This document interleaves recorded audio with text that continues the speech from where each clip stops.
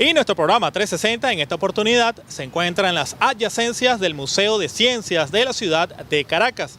Aquí vamos a conversar con un personaje muy especial. ¿A quién nos referimos? Al activista político y cineasta venezolano Carlos Asburua, que a esta hora se une al equipo de 360. Bienvenido.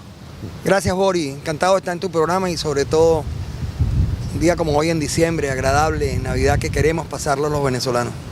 Carlos, sin lugar a dudas ha habido mucho movimiento a nivel diplomático en las relaciones con Colombia.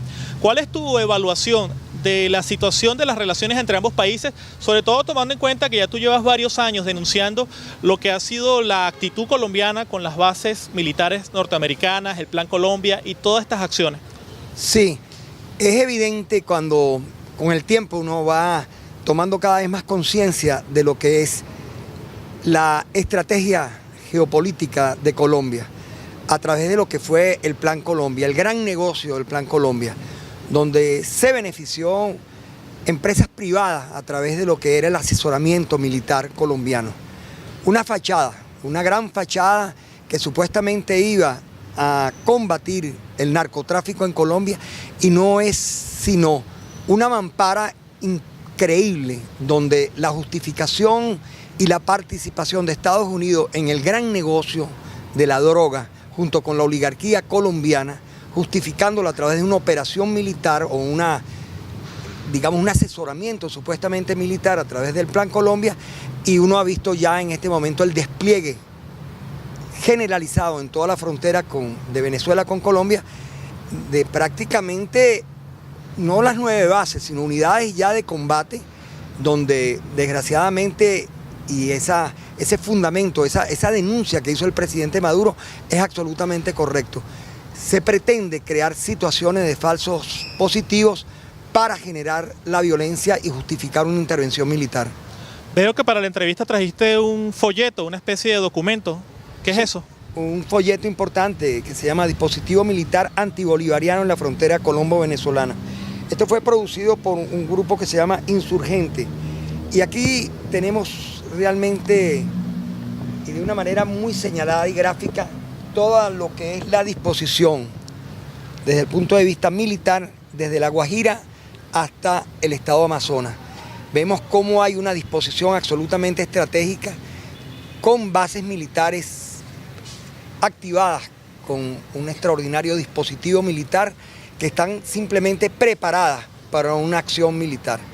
Desgraciadamente vemos cómo el gobierno colombiano se presta para esta acción que no dudo, como te lo he dicho anteriormente, que va a desestabilizar ahí está toda la cronología, el continente americano y el mundo.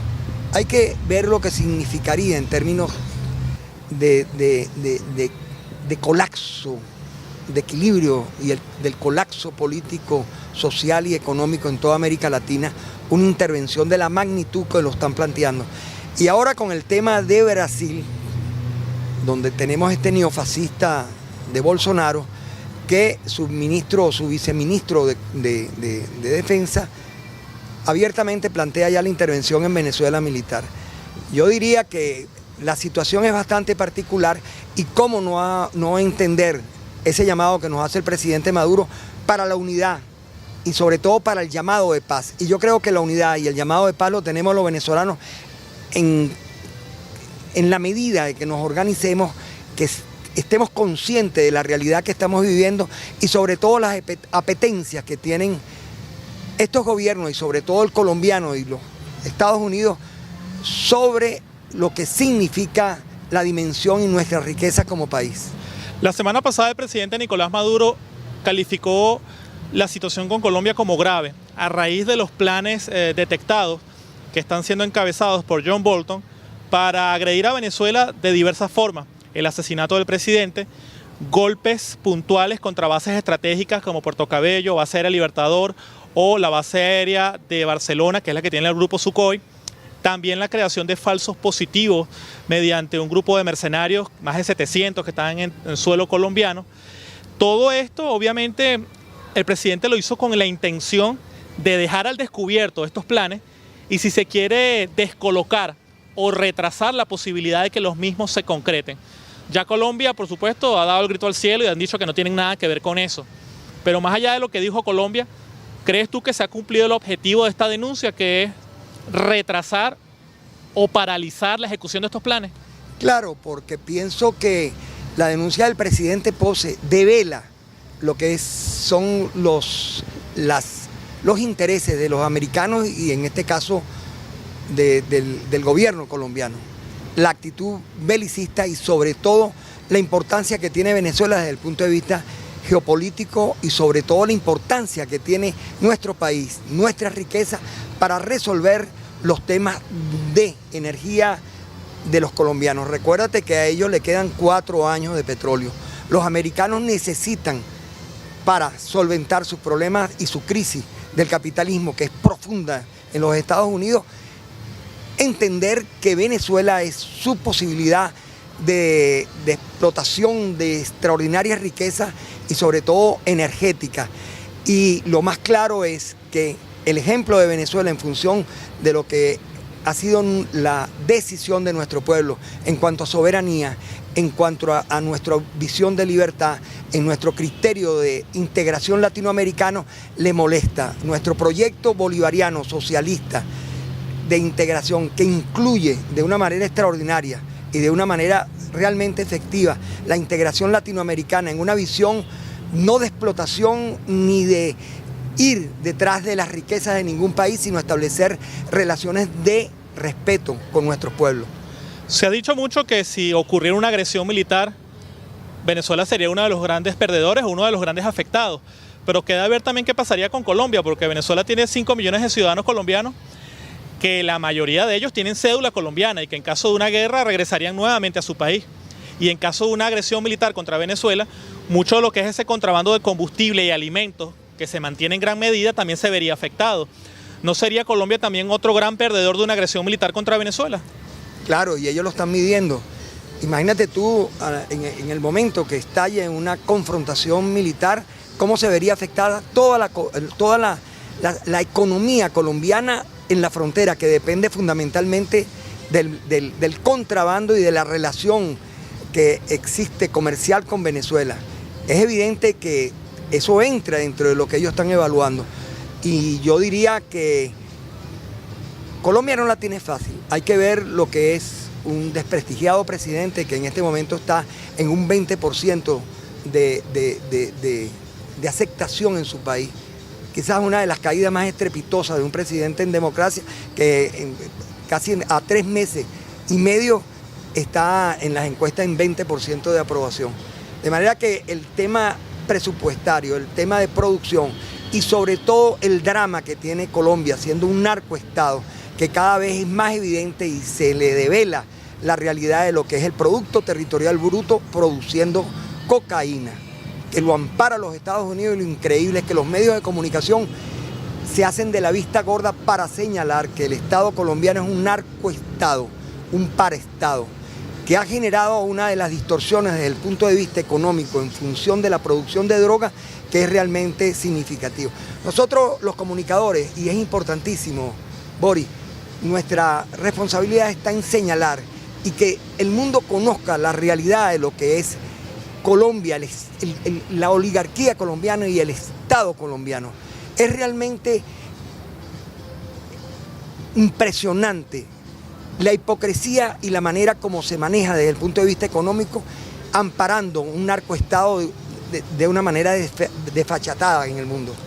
Usted ha mencionado algo que me parece relevante, que es que Duque tiene actualmente un 20% de popularidad en Colombia. ¿Esto no podría ser un factor que impulse la creación de falsos positivos contra Venezuela? Porque para los gobiernos de derecha, Venezuela siempre ha sido un tema distractivo, ¿no? Lo vimos en España con Rajoy, que los medios españoles siempre viven hablando de Venezuela. Lo hemos visto también en Argentina con Macri, que viven hablando mal de Venezuela. Lo hemos visto también en Brasil. Pareciera que Venezuela es una herramienta útil para la derecha como un distractivo. En el caso de Iván Duque en Colombia y la baja popularidad que tiene, ¿no podría ser esta situación un desencadenante de falsos positivos contra Venezuela para llamar la atención y desviarlo de los problemas que actualmente vive Colombia, que tiene la popularidad de su presidente en 20%? Sí, bueno, tú hablas de Duque y la realidad colombiana, pero yo reflexionaría Almagro que en este momento está absolutamente descalificado. Y debo decir que la OEA debería, en este caso digamos el apoyo a Almagro debería ser revisado. Almagro debería de abrirse en un expediente por motivar crímenes de lesa humanidad. No basta con que haya sido sancionado y digamos, de la organización política uruguaya. Creemos que podemos avanzar hacia un juicio, sobre todo por falsas informaciones y crear situaciones lamentables, como es la acusación que hizo de que nosotros estamos promoviendo, digamos, un desarrollo nuclear con la visita que nos hicieron los rusos, que hubo una protesta bastante significativa de parte de la República Rusa. Pero en todo caso también tenemos un falso positivo, que es Trump. No la tiene fácil allá, está a punto de un impeachment, de que sea revocado su mandato en una situación política bastante difícil desde todo punto de vista, con el tema de la frontera, la popularidad, digamos, el equilibrio de poder dentro de las cámaras digamos, de Estados Unidos, y en un momento dado se tira una medida a la ligera de intervenir aquí, corriendo hacia adelante, creando una situación bélica con Venezuela. Pero tenemos otro también. Venimos ahora, tenemos un vecino brasileño que es realmente de sorpresa, pues. La expresión del fascismo y de la visión que tiene, digamos, con una visión imperialista absolutamente atrasada. Y entonces, bueno, son escenarios que están ahí. Y el Burton, no te quiero decir la responsabilidad que tiene ese personaje en lo que fue el tema de Yemen, el tema de Libia y el tema de Irán. Entonces, un ser que es responsable de miles por su decisión y su asesoría al Departamento de Estado de los Estados Unidos de inmensas masacres mundiales. O sea, ¿qué sabe uno? Un Burton que anda con la oposición venezolana promoviendo la intervención militar, y abiertamente lo dicen. ¿Optimista o pesimista? ¿Qué dice Carlos Apurua? Yo soy optimista por naturaleza. Creo que la respuesta que da nuestro pueblo, la unidad, la fuerza, la dignidad que ha demostrado al entender la dimensión y el peligro que en este momento tenemos es extraordinaria. Creo que se ha consolidado una visión de patria sobre la base de los peligros que corren nuestra soberanía y nuestro país, nuestra patria.